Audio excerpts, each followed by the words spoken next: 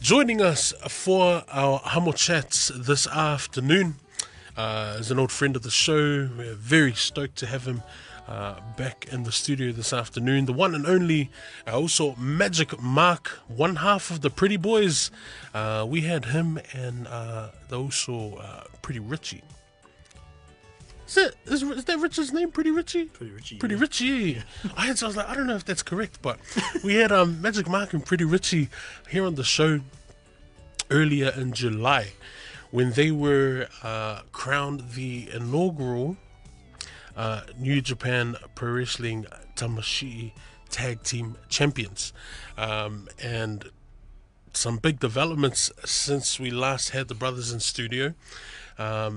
Magic Mark is here to talk to us because they are heading over to Nippon, or heading over to Japan later this year to take part in Wrestle Kingdom 20, the biggest event on New Japan Pro Wrestling's calendar. They'll be waving the flag for Aotearoa, but also waving the flag for the Pacific and Samoa. So here to talk to us more about that is the Uso Magic Mark. Welcome back to the show, Uso. Thank you for having us. Yeah, it's I haven't seen you since July, but I have been following the progress and obviously the defending of the titles there. When we last spoke, and that's not an easy thing. Obviously, getting the titles is one thing, but yeah, holding on to them is a whole different story. You were, like I said, in July, you were crowned the inaugural New Japan Pro Wrestling Tamashii Tag Team Champions. Since then, how have things been? How's the journey evolved since that win? The journey's been really, really good. You've just been really blessed after that event to hold the belts. We just recently had a title defense just last month, and we managed to pull through that and hold on to our titles. So it's been good. It's been really good. Yeah, and like defending the titles, and you know, is there like a hierarchy when choosing your opponents, or you know, who do you have a say in who you get to choose? Like, do you call anyone out, or is there like a hierarchy, like, oh, these guys are next in line to have a go at the titles? It's a bit of both, eh? I guess it's just dependent on who's hot at the moment and at the time. So pretty much we have what we call a booker who looks to pretty much to see who's around and who's up and coming, and then if they if they're on a roll, then they pretty much match us up and put us in the titles. If they deserve it, If they deserve it, yeah. If they're worthy. If they're worthy, man. You're now getting ready to head to Japan for what sounds like another major chapter in your wrestling career. Now, for those who don't know much about the Japanese wrestling scene, or you know, New Japan Pro Wrestling, can you give us just a bit of background around, you know, how big is New Japan Pro Wrestling, especially the event that you're going over for, Wrestle Kingdom? So New Japan Pro Wrestling, it's the third biggest pro wrestling company in the world. It's what they call strong style. So it's a very hard hitting type of pro wrestling. So there's not a lot of theatrics in it, and it's treated as an actual it is a real sport, but it's very hard hitting. So it's not like what you see on TV, on other promotions. It's pretty much you get hit. When you get hit, you get hit. You get hit. You get rocked. And Wrestle Kingdom, like I know a lot of us WWE fans will know like WrestleMania. Is Wrestle Kingdom like the WrestleMania of New Japan Pro Wrestling? Pretty much, So they have it every year at the beginning of the year. They used to have 1 day, and then it increased to 2 days. But I think they may have slotted it back to 1 day. It's pretty much the biggest event that they have at the beginning of January for New Japan. Wow. Yeah. In terms of your titles, so you the current tag team titles that you hold are New Japan Pro Wrestling titles. When you go over for Wrestle Kingdom, will you be defending those titles in Japan, or how does that work? Or Yes. will you be just taking part in kind of their structured kind of booking for Wrestle Kingdom? How does that work? So with the titles that we have, it's more based in the Oceania area. So, I see. Yep. So we won't be taking our titles to go over there.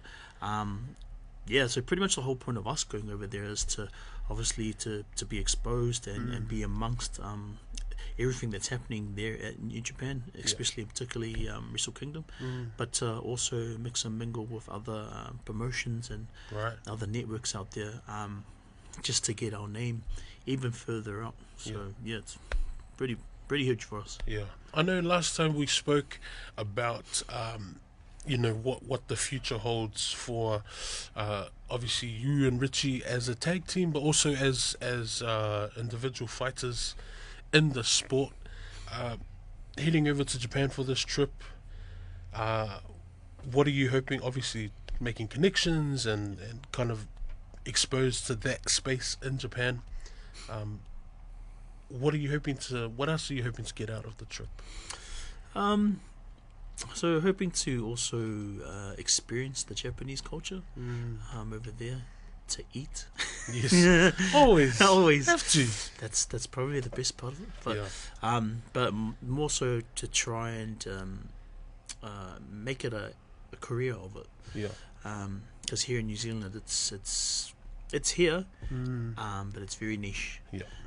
But if you do go over to Japan and they take a liking and an interest to you, it can pretty much set you up for life. Yeah. Pero me ngā le kau kurukuri aku, like say you go over and then they like what they see and they're like, okay, Mark, we want to sign you, like come over. Like is that like a normal thing? Does that happen, or is there a potential opportunity that could happen? Yeah, there's always a potential opportunity for that to happen. Yeah.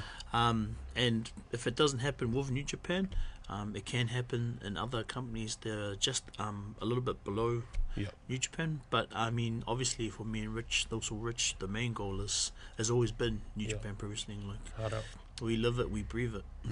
So it's everything. It means the world to us. Yeah. What's the conversation been like with your significant other, with the wife and kids? Like, obviously to go over, and that's an amazing dream to achieve, but how's that conversation been with, like, hun, man, do you want to go to Japan? Like,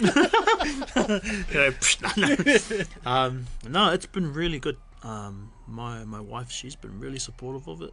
I know not too many partners would be a little bit too happy about it, but she knows it's not just a dream. There's a lot of factors that take into account when I'm doing this.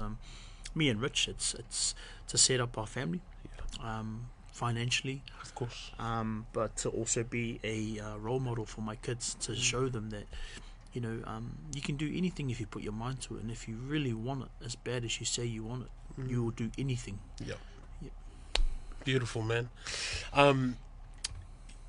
This trip, this upcoming trip, heading over to Japan is huge for you both, not only as professional wrestlers, but as Samoans and Pacific athletes, stepping onto the global stage. Like how big and how important is that for you? Oh, it's huge. It's a huge factor, because when you don't really feel it when you're here, but when you go overseas, that's when you really feel it. You can sort of understand when you watch the Tō Samoa team when they're singing the national anthem and they're crying. Of course, that's when you ke loronga e gaminga. So that's pretty much the feeling that we get all the time. It's a shame that you don't get to sing the national anthem. Like, it's not like a normal sport where you get the flags up, you get to sing your home national anthems. Like, that would have been such a cool experience to be able to do that. It would have been mean. I mean, I think for us, as long as we can get out there and make a name for ourselves and be able to provide for our families. That's always been the main goal for us. It's for me and Rich. It's always first and foremost our families first, no matter what. Yeah, absolutely. For you said the New Zealand wrestling scene, or the Pasifika wrestling scene, it's very niche. How often is it that we get wrestlers from the scene here in New Zealand and in Australia and the Pacific, like, make it over there? Or how often do they get to travel? Obviously the Uso Fale is just the Don, like the Don, he's very well, he's solidified his legacy in not only the wrestling scene here, but also in Japan. Like I've heard stories of when Fale's in Japan, like he's that celebrity level, like people go up to him. Like I've heard that firsthand from someone. But what's the common? Is that a normal thing for a lot of our wrestlers here? Like, how often is that opportunity presented to the wrestlers here? It's rare, to be quite honest. Well, for what we do, it not only does it take up a lot of time, but it also it takes up a lot of money as well. So you're always out there at different promotions working, and you're chasing, but then you're also competing with someone else who also wants the spot. Just the same as you. But we've been very fortunate enough to have a few actual Pasifika, make a name for themselves. It took them a lot of years to get there, but they never gave up. They keep persevering through. So you've got people like obviously Fale. Another person who's there at the moment in Japan is Henare, who's a Kokala Māori, who's from here, and he's made a big name for himself in Japan as well. You've got Dakota Kai, from here in New Zealand as well. And then you've got a few of the up and coming in the actual independent scene at the moment who are starting to make a move now. So shout out to those sorts of Jamie. No man, tangata isi. So Australia, get ready for that also, because he's gonna make a huge impact over there. What's the I guess the relationship between the wrestling scene here in Australia? Like I've seen, it might have been last month or very recently, they have I think it's the Pasifika Wrestling Federation in Australia. Like, is there a lot of connection between you guys here and them over there? So Richie, did you and Richie go over? No, so unfortunately I I didn't go. But also Rich went. And he's created like and established a good relationship with that particular promotion in Australia. So in terms of like our promotion and their promotion, we don't actually have a specific connection. But in terms of like wrestlers per se, that's where you get those. Rich, who has a really good relationship with the Pasifika Federation, and that's another promotion in Australia who's doing really, really well, and and making a name for themselves, and showing our Pasifika people that it's not just acting. It's real, man. Absolutely. There's more to it, right? There's more opportunity. Look, let's talk about the reality of this trip. It's not an easy tapenanga. It's, getting everything together, especially the support in terms of monetary contributions and stuff. What are you currently doing to make that happen? And what kind of help are you? Essentially, how can the community get behind? How can we, as the Samoan community and the Pasifika community, get behind some of the efforts that you're putting in place to help get you guys over? Because it's all self-funded, if I'm correct. So it's all self-funded at the moment. So what we've been doing just recently was we've been doing the pōngisi. Good old bonus. It's a good old bonus. So we've been trying to utilize that and use that strategy to sort of try and build up a bit of funds. But majority of it has been just sort of us just working, doing OT and selling whatever we have at home, like furnitures. Like I joked with you just before about me asking my dad, and I said, Dad, if I go little ear konga le. Dad's like, eh? Sorry. So just things like that. You know, it's this is the extent of what we're trying to do. Because it will lead to a potential, career path. Per se. But all we're asking right now is just asking for any type of help at the moment. Whether that be just what we're trying to fundraise for is our flights over and accommodation. So what we're trying to do is just reach out to anyone, sponsors out there who would be really keen to sponsor us to head over there to Japan. Obviously what we would do in return for that is we would look at, if it's a company who would like to sponsor us, we would wear your logo on our gear. Represented over there, especially on the globals. I'm going over there and going through New Japan wearing company logos and things like that. So that's just some of the things that we're currently trying to do at the moment. So fundraise through good old bonus, self fundraise, and then just reaching out to networks and connections to see what we can do. And it's visibility, right? Because I'm for our listeners this afternoon, this evening, or whenever you're listening to this interview, this is not I really want to emphasize how much of a milestone this is. Like, it's not just a couple of guys jumping on a plane and getting to Japan. Magic Mark and Pretty Richie are the first Samoan champions in New Japan Pro Wrestling's 50 plus year history. Like, this is not a small feat, these are the inaugural tag team New Japan Pro Wrestling Tamashii Tag Team champions, but they're the first Samoan champions in the history of New Japan Pro Wrestling. So there's so much weight on your shoulders, like there's so much, but there's what comes with that is an opportunity for our community, especially businesses, to ride the wave, support and ride the wave. Yeah, definitely. It's a personal thing for us, but like I said before, when we head over there, it's not just us that we carry. It's also our people, especially here.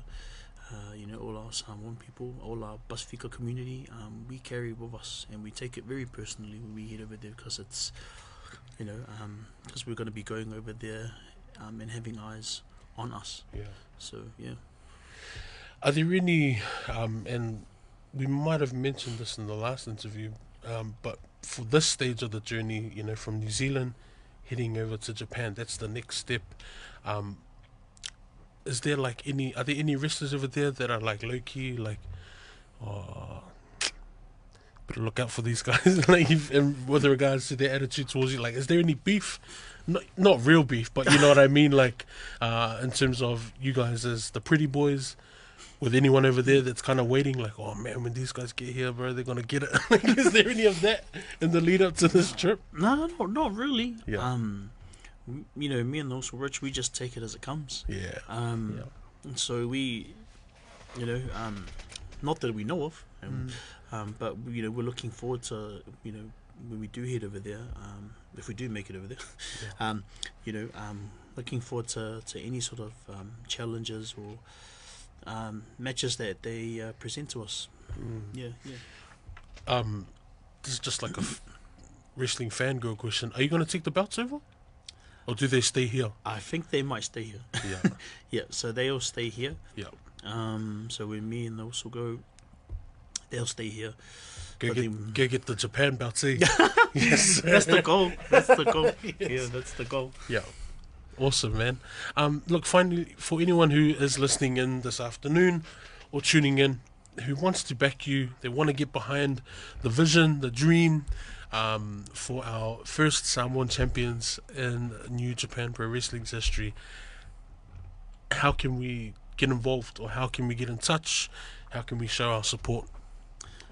If you really if you'd like to support us and get behind us, just reach out to our social media platforms. So me and also Rich, we're both on Instagram, Facebook, so you can either give us a DM there or a message there, or you can email faledojo@gmail.com. Yes. And the team there will get in contact with us in terms of how we can further get assistance.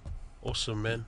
Hey, also, we wish you all the best on the journey. We're very proud of you and Richie. I want you guys to know that we're very proud to have you guys up on the world stage, waving the flag for Samoa, waving the flag for New Zealand, waving the flag for the dojo.